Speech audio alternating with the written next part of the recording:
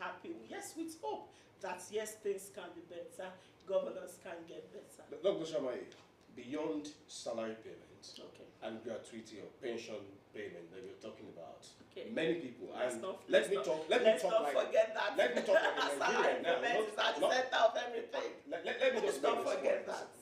As a Nigerian now, forget about the fact that yes, we are here. Salary payment is statutory, if you ask me.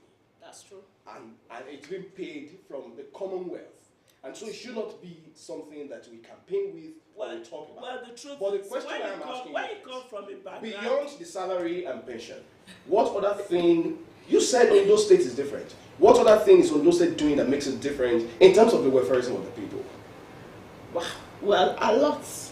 A lot of programs, a lot of policies have been put in place to ensure deliberate actions are put in place to ensure that governance gets directly to the people. I'm not going to be mentioning a lot. I'm going to be limiting my answers to the ones that concerns women of Ondo State. For instance, there are so many initiatives that has been brought by the government of Ondo State to ensure that governance gets to every sector, every category of women in the entire state, whether you are in the rural communities. For instance, there's an initiative that addresses the needs of the elderly women, the vulnerables, right at the grassroots, in villages. We've had cases of several communities, several villages that in time past do not even have something as common as potable water. But now it is not a thing of the past, because governor heard about this and he decided that immediately within 1 week, boreholes should be dug in such communities. And when you hear of communities that have lacked government presence in the last 40 years, and now within 1 week have such, you can imagine their love, their happiness for Mr. Governor. So I can tell you aside that there are so many initiatives, that has been put in place by the current governor, by the other two administrations. The current national life, the current experience that faces the country now. I'd like to know, in the midst of all this, do you think the APC stand a chance in this election? In this our governor's election? Very well. I can assure you that we are going to be having 18-0. Our governor, His Excellency, Lucky Orimisoaye, that's one. He's not just going to emerge victorious, he's going to have a landslide victory. Do you know why? This is a man that is loved by the people. That is dependent on the people, the voters. Yes, I'm asking you that. What exactly gives the APC the confidence at a time like this when people feel that things are on tour? It is the personality of the leadership.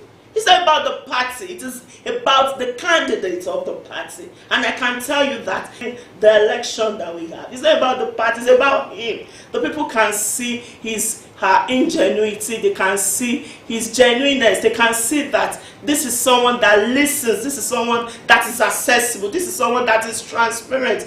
We were talking about gratuity the other time, we were talking about pension. I can tell you that in time past we've had administrations where for years pensioners were denied their rights, even though it was their right. And the present governor got on board and decided to start the implementation of the payments immediately. You can see just day before yesterday, the pensioners in the entire state endorsed them. The endorsements are no jokes. Endorsements are coming from opinion leaders. They are coming from individuals who have benefited from this government without lobbying, without begging, getting their rights as at when due. Are they coerced? No, that's what I say. Can you coerce people to stay in the rain, to stay in the sun, to say, Mr. Governor, we love you, we want to vote for you? I'm talking about the people you're mentioning. You're talking about opinion leaders. You're talking about I was talking about the pensioners. About the pensioners and of course, in time past, did they do that? Did they do? You're talking about endorsement. And they didn't do that in time past because they didn't get what they needed to get from government. But now they are getting what they wanted from government without lobbying, without begging. So it is natural for them to come out to say, Mr. Governor, we are endorsing you. And I can tell you, Mr. Governor was not even there. He was represented by his chief of staff. He was right on of coercion. They were not coerced. It's a thing of love. When you love someone, you come out. It's something that cannot be hidden.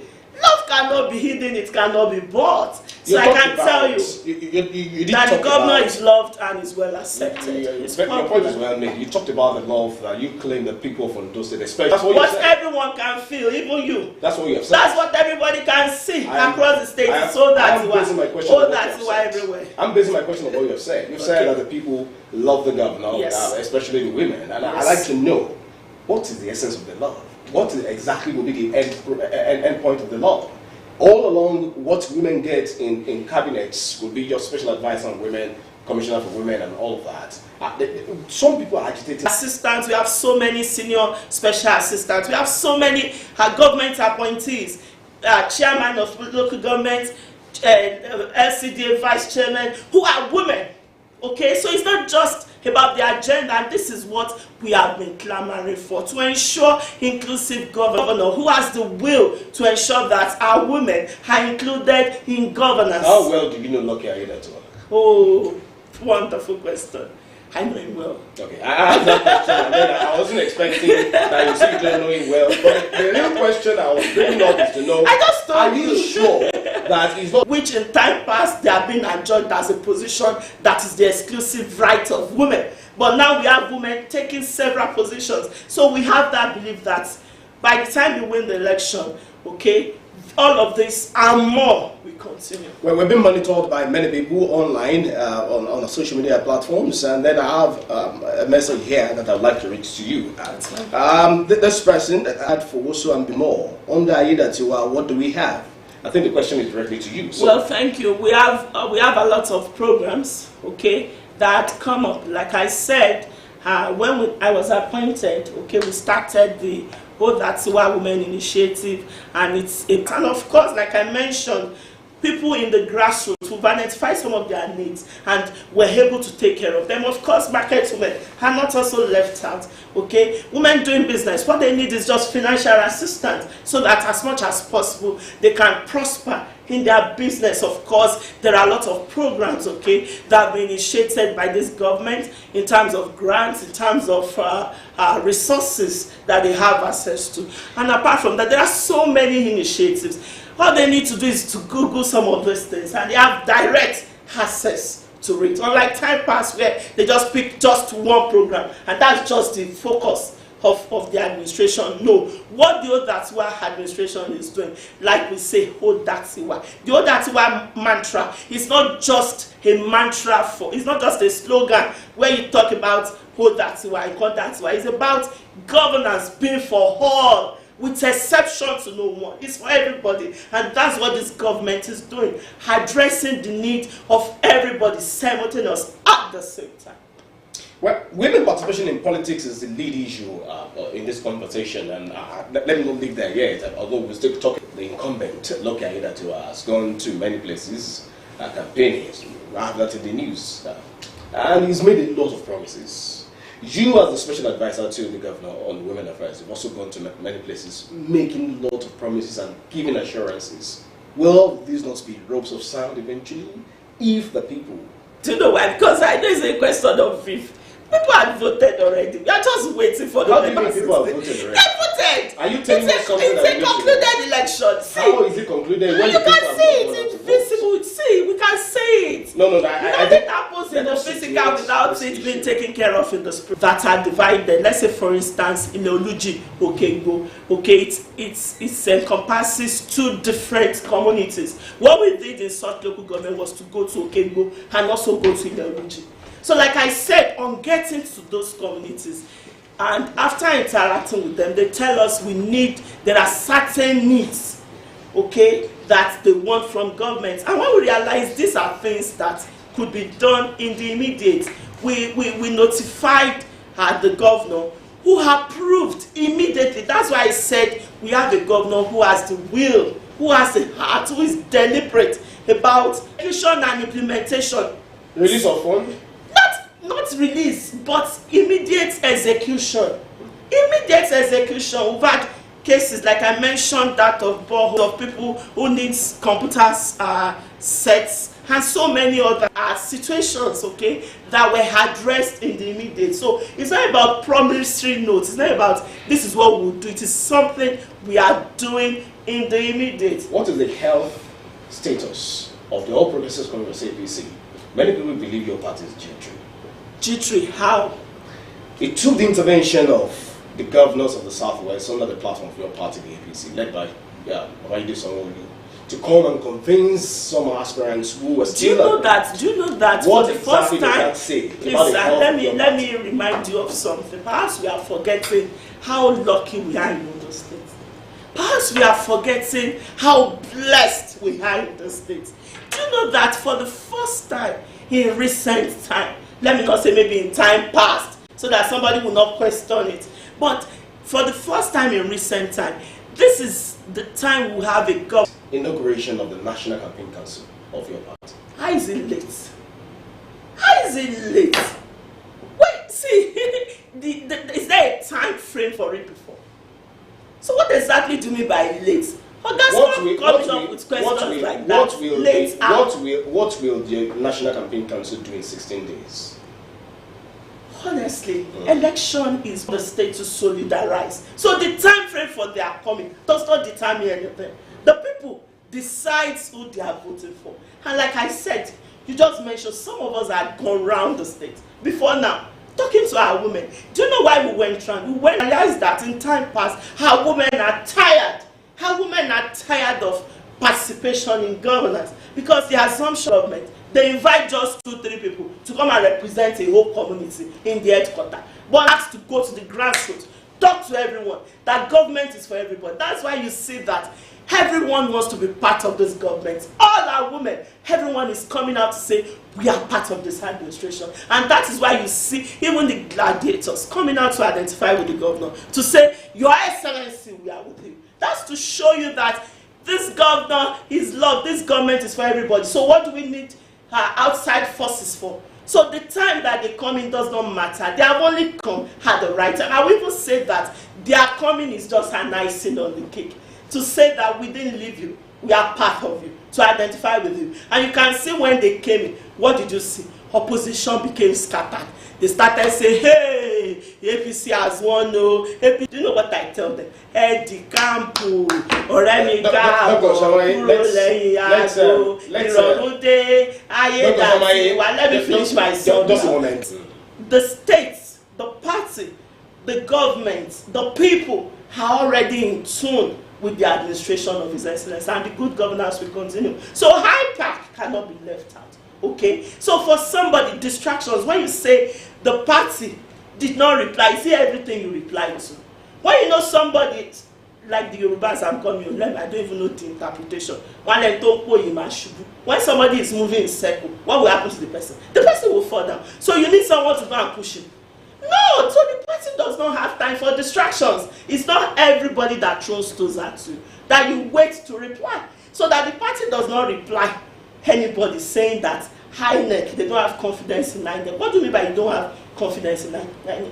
There are constitutions that backed the appointment of a rec. We already know that when someone, a rec is not an injury, they are just treated because they already...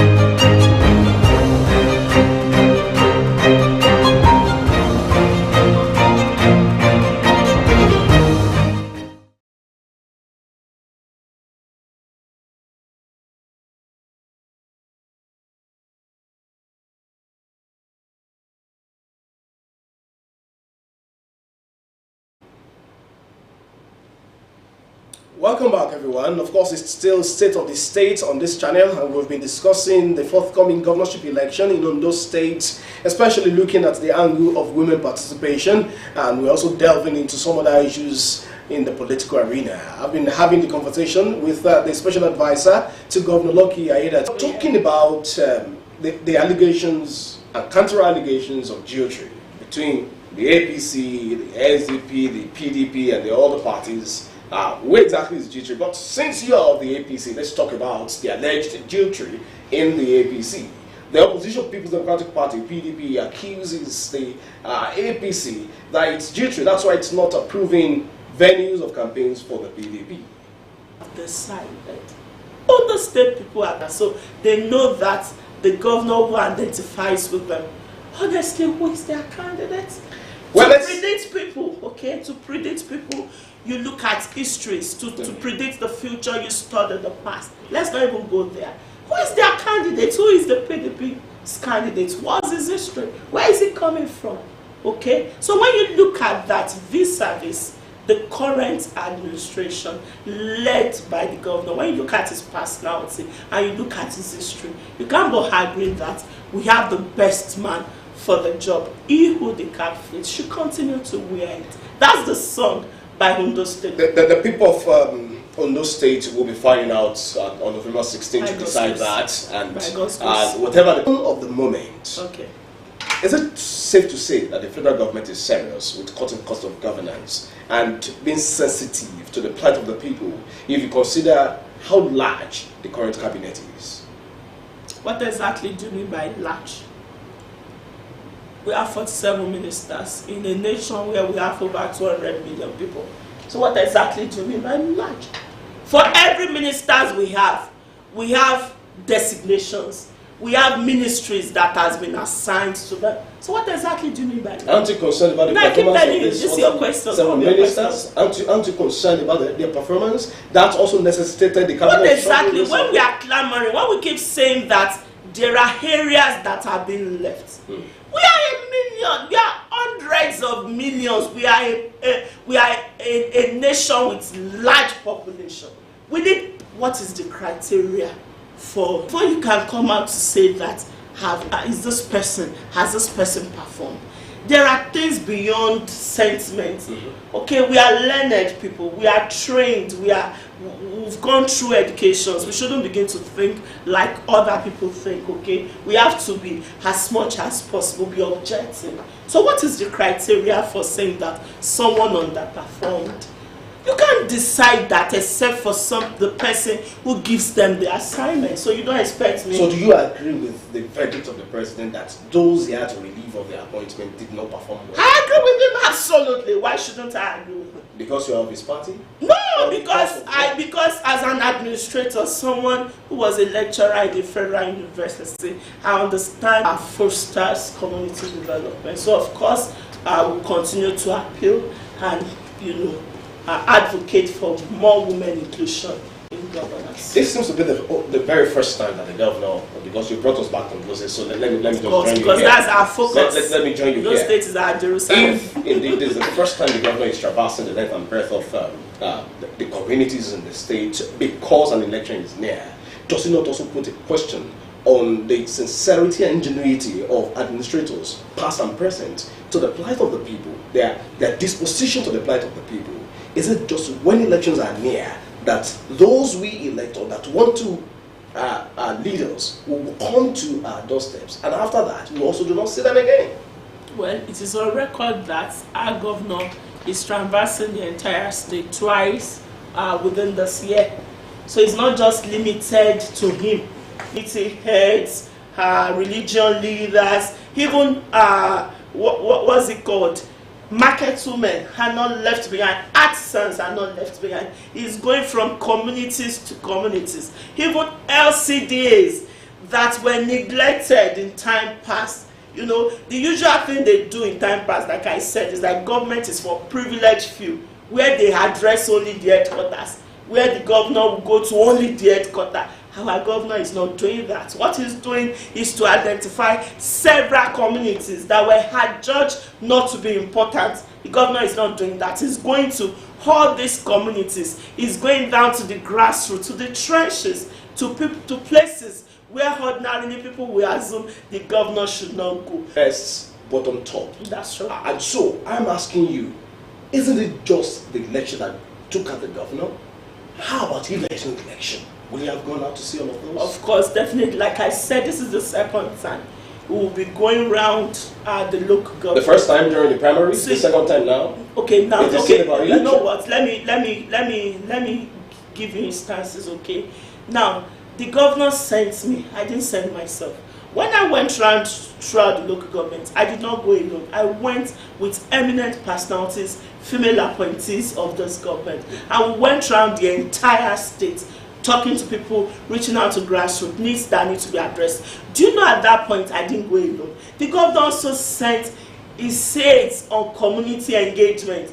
The mere fact that you see what I do does not mean there are no other people also doing that. They were, these aides went down to these communities to find out what exactly are your needs, because the governor does not want to take a top to bottom approach. He does not want to assume to say what they need is water. Probably in actual fact what they need is maybe a hall, or probably some of them even need gari making, processing engine. We have things were brought compiled. So the governor going around now, what he did, in fact, there was a time he was at a place, Akpomu. I remember Akpomu.